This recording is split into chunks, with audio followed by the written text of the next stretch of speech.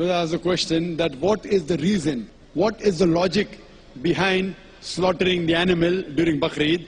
Does it satisfy Allah? Does it have scientific reason like the other Islamic rituals have got scientific reason like fasting, etc.?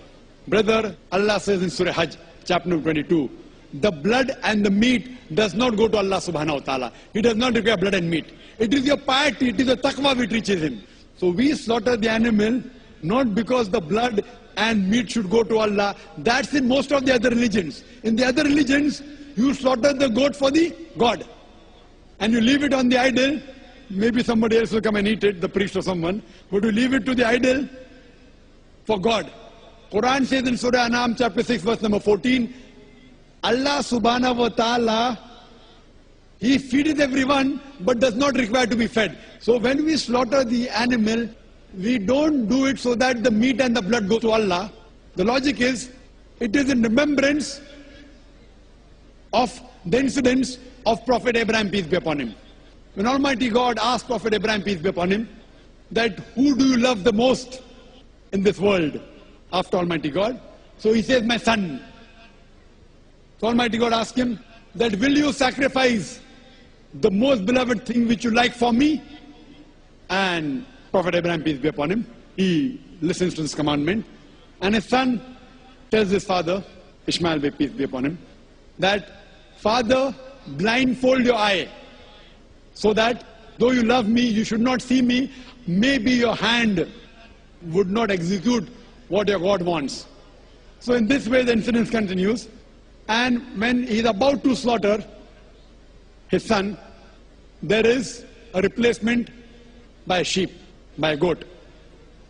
In remembrance to that, we commemorate the Bakrid. Now when we slaughter the animal, it is a remembrance to the world that Almighty God does not require human sacrifice. He was testing Prophet Abraham. Not that Almighty God did not know whether Prophet Abraham will pass in the test. He knew it very well, that this prophet of mine, he will pass the test. It is reminding everyone that human sacrifice is prohibited. Even today, especially in this country of ours, India, every day human beings are being sacrificed in the name of God, which is prohibited. Here we are being reminded, Almighty God does not require human sacrifice. Furthermore, when we slaughter the animal, we do not believe that the meat and the blood go to Almighty God. When we slaughter the animal, we have to give minimum 1/3 to the poor people.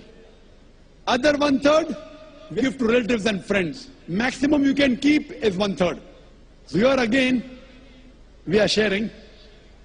If you want, you can give everything to the poor people also. But minimum 1/3 you have to give. 1/3 to relatives and friends, 1/3 you can eat. It is helping the poor people, feeding the poor people. So here we are being reminded that human sacrifice is prohibited, and we are being reminded that Almighty God does not require blood or the flesh of any animal. At the same time, we are helping our poor people to feed them and increase the brotherhood. Hope that answers the question.